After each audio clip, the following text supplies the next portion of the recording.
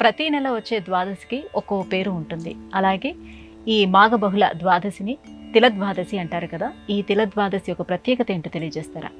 తిల ద్వాదశి, తిల అంటే నువ్వులు అని మనందరికీ తెలుసు. నువ్వులకి సంబంధించినటువంటి ద్వాదశి. ఇదేంటండి, ఏదైనా పెసర ద్వాదశి, ఇంకొక ద్వాదశి, ఇట్లా పేర్లు ఉంటాయా?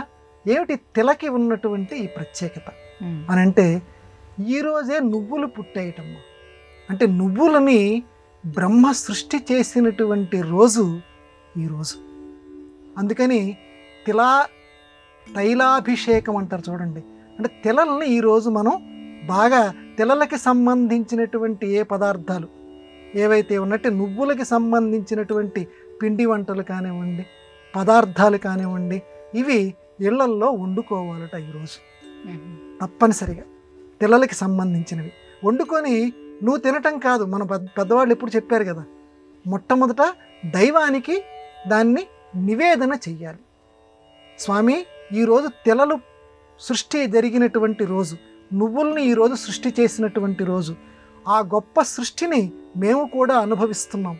కాబట్టి ఎందుకంటే మాకు ఏదన్నా కార్యక్రమం జరగాలి అని అంటే నువ్వులు వదిలేసాడని చెప్పి మన తెలుగులో అంటుంటారు కదా, ఆ రకంగానే నువ్వులు ఉపయోగపడుతున్నాయి. ఆ రకంగా తినటానికి కూడా నువ్వులు ఉపయోగపడుతున్నాయి. ఒక ధార్మిక కార్యక్రమాల్లోనూ ఉపయోగపడుతున్నాయి, మా ఆహారంగా కూడా ఉపయోగపడుతున్నాయి. ఈ రకంగా రెండు రకాలుగా మాకు ఉపయోగపడేటట్లు ఇంత అద్భుత సృష్టి చేసావయ్యా, నువ్వు తిల సృష్టి చేసావు. అటువంటి నీకు ఇదిగో మేము వండుకున్నటువంటి తిల పదార్థాలు ఏవైతే ఉన్నాయో, ఈ నువ్వులతో చేసినటువంటి పదార్థాలని మీకు నేను నివేదిస్తున్నాము. మమ్మల్ని అందరినీ కూడా చల్లగా కాపాడు.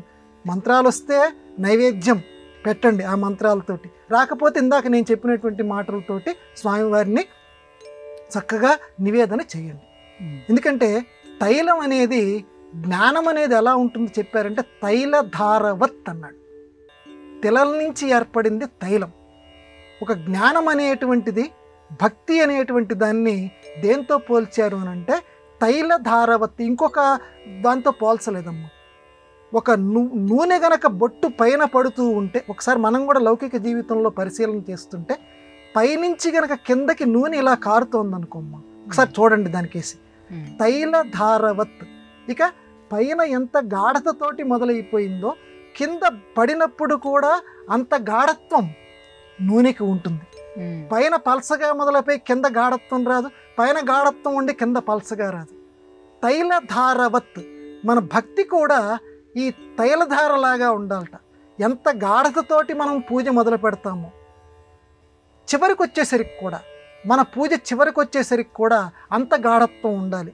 ఇంకా వివరంగా మనం చెప్పాలంటే, మొట్టమొదట మనం స్వామివారి యొక్క పూజ మొదలు పెట్టేటప్పుడు ఒంట్లో కొంచెం శక్తి అధికంగా ఉంటుంది.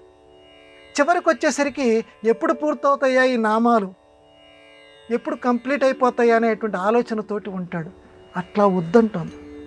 మొదటి నామం మొదలుపెట్టినప్పుడు, లేకపోతే మొదటి పూజా కార్యక్రమం మొదలుపెట్టినప్పుడు ఎంత శక్తితోటి నువ్వు ఉన్నావో, చివరికి నామం దగ్గరికి వచ్చేసరికి, చివరి పూజా కార్యక్రమం దగ్గరికి వచ్చేసరికి కూడా అంత శక్తిని నువ్వు ప్రదర్శించు.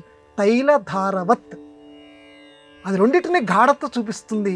నువ్వు ఆ రకంగా ఉండటాన్ని చెప్పటానికి ఈ తిల ద్వాదశి మనకు అటువంటి ప్రబోధాన్ని ఇస్తుంది. కాబట్టి తిలలకి ఎంత గొప్ప సంస్కృతి అమ్మ మనది. మనం తినేటువంటి ఈరోజు కూడా అవి తింటే మంచిది, ధాన్యాలు అని చెప్తున్నారు చూడండి.